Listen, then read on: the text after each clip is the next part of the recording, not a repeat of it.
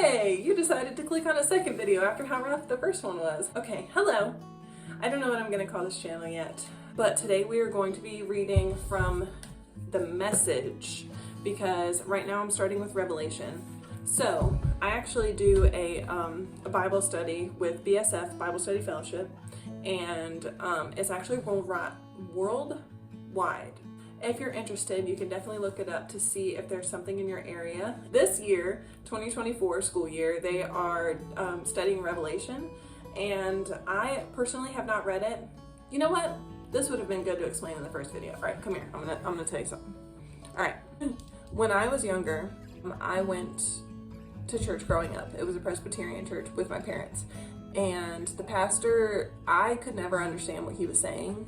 And so I thought that I had to wait to grow up to be able to be a Christian because I couldn't understand what they were talking about in church. And so that's another part of like why I wanted to start this, is to just help people. Like you don't have to wait until you can understand all the big words in the Bible, because A, you can look it up. That's what I have to do all the time.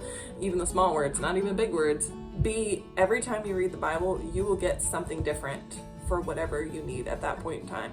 So that was kind of another reason why I wanted to start, is just to kind of see what I pick up and then make kind of some cool connections that maybe you didn't think of. Let's get back to what I was doing, so let me back up. Okay, this school year at BSF, they're doing Revelation, and I had heard that that was kind of hard to read. I decided to read the Message first, because this is kind of contemporary. It's by Eugene H. Peterson, this one is. I read the first 11 chapters yesterday, and that's when I was kind of getting the idea to record myself reading, because I was making like these cool connections, and I was like, whoa, I didn't even think about that. We're gonna start with Revelation chapter 12 and go from there. The woman, her son, and the dragon.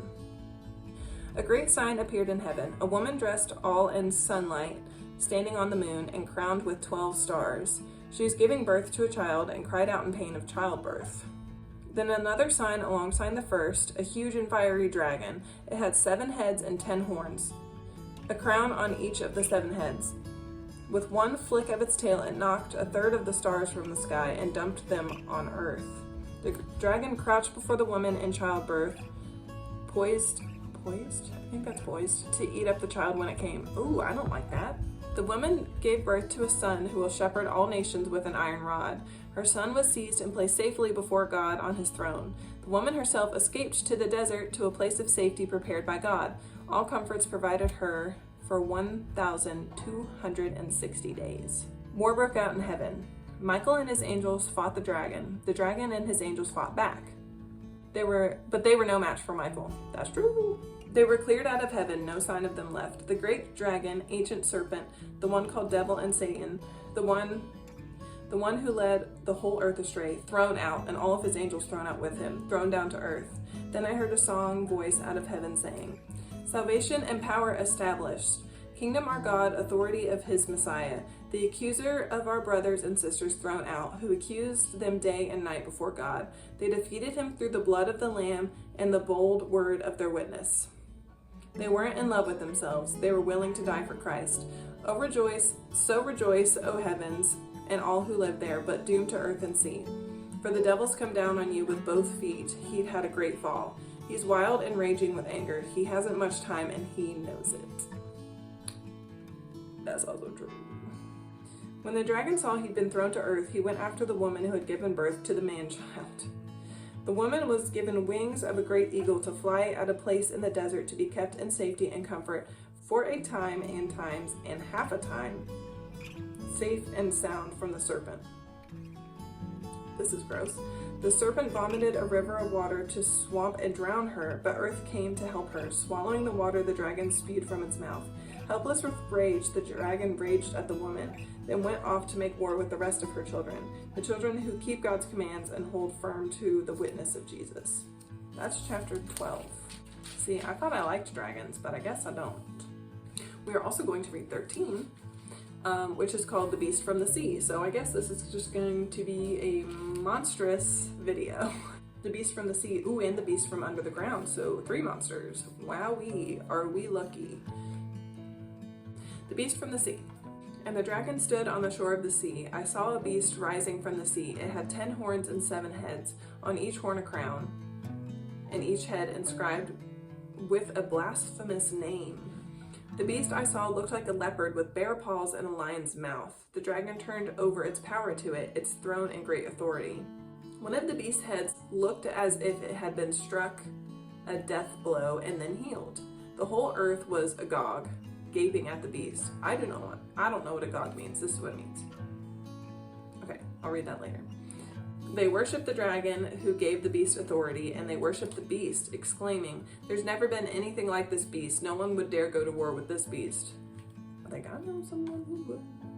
The beast had a loud mouth, boastful and blasphemous. It could do anything it wanted for 42 months.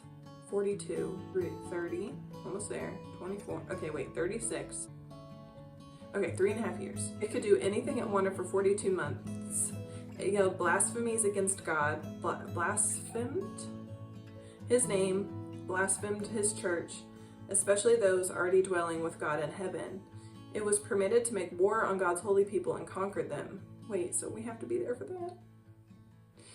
It held absolute sway over all tribes and peoples, tongues, and races. Everyone on earth whose name was not written from the world's foundation in the slaughtered Lamb's book of life will worship the beast. Let me read that again. Everyone on earth whose name was not written from the world's foundation in the slaughtered Lamb's book of life will worship the beast. So everyone who's not in the book of life. Are you listening to this? That's what it says. But they've made their bed, now they must lie in it. Anyone marked for poison goes straight to prison. Anyone marked for prison goes straight to prison. Anyone pulling a sword goes down by the sword. Meanwhile, God's holy people passionately and faithfully stand their ground. I just, imagine the whole world literally burning around everyone and just all of God's people just, standing there. Just unfazed. Whew. Okay. The beast from under the ground. Oh, that beast was from the sea.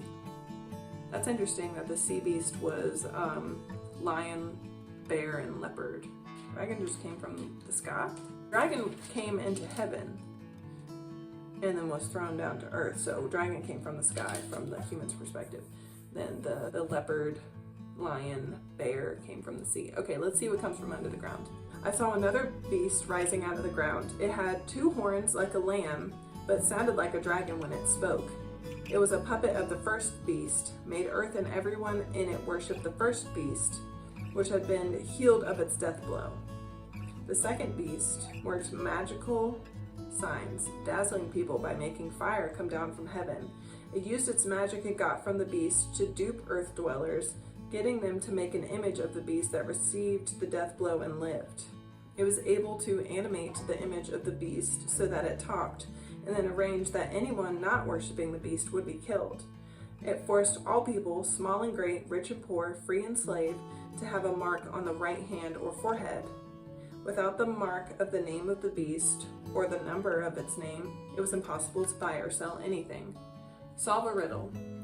Put your heads together and figure out the meaning of the number of the beast. It's a human number.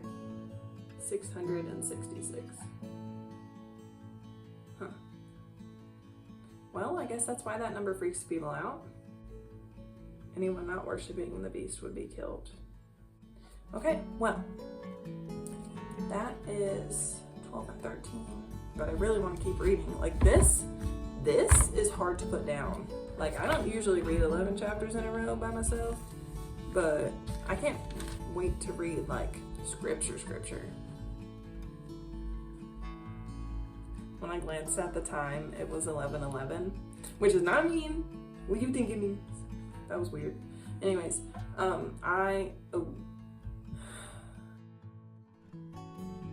Hi, buddy. Okay, that was weird. So at the end of the first clip, I said my phone died, but the microphone cut off before the camera did. But thankfully, the recording was still there, so we didn't lose any of that. Basically, 11:11 is important to me, and maybe I'll go into the full story later because of something that happened on November 11th. And so now, whenever I see... Are you okay? Yeah. Okay. Come here. whenever I see 11:11 on the clock, there he goes. I know that whatever I'm worrying about in that exact moment is going to be okay. And it's happened like very specifically, especially if I'm really, really worked up about something and I happen to glance at the clock and it says 11:11, then I'm like immediately like calm. And it's really, really cool thing that God does for me. Which leads into what I wanted to end every video with, picking out my favorite part of the day and something that I saw God in. So I actually have two now. When I saw 11:11 on the recording and the phone died, I was like, oh my goodness, please, please, please let that video not be completely deleted. And there it was. So God worked that out. Today at work, I was scared that since I had to be up at 6 in the morning on a Saturday, that I was not going to be able to get up, and B, I would crash on the way to work because the school I was going to was an hour away and I get really sleepy on the highway. All of that was fine, and also the job went well as well. And then let's see, my favorite part of the day was probably like just getting to hang out with my coworker like while we were at work, because we had a lot of slow moments because the schedule got all messed up. Hard to explain without giving all the details, and I over-explain everything. I think what I'm gonna do is put all of the times where I got distracted or messed up my words at the end of the video, so you guys can see that like you don't have to be a perfect Bible reader to read the Bible perfectly. Is that gonna be my saying? I'm done. I think I'm good. I think I'm gonna not talk anymore. I think I need to figure out an outro. We're gonna record the intro now at the end, like I did for the first video. Ready? Okay, you're not ready for this. Ready? Down is down, so what's up guys? Welcome back to my YouTube channel that I still haven't named. Here we go. Wonderful. I'm gonna awkwardly leave now. I'm gonna stop rambling now. Okay, good night. I mean, bye, or whatever. Jeez, why? I'm such a school photographer. Okay, bye.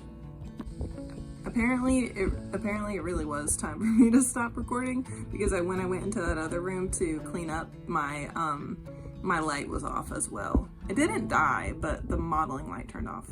I don't know. Anyways, bye. As well, kind of. Well, okay, hold on. Whoa! Girl. Because I'm just really good. That's cringy. Don't put that in. Ooh, the dragon has antlers too. For a time and times. Whoa. No. Look, hold on. All right.